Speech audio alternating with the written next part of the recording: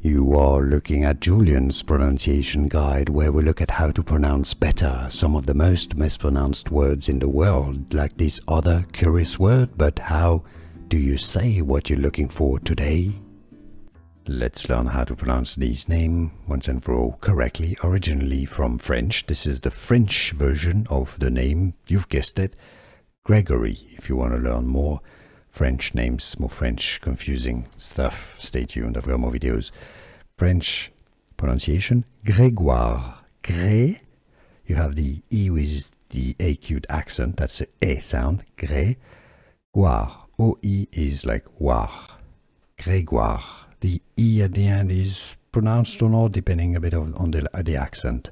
Gregoire. In English, therefore, you can simply pronounce it as Gregoire. English pronunciation, let's call it Gregoire. Gregoire from French, Gregoire. And now you know.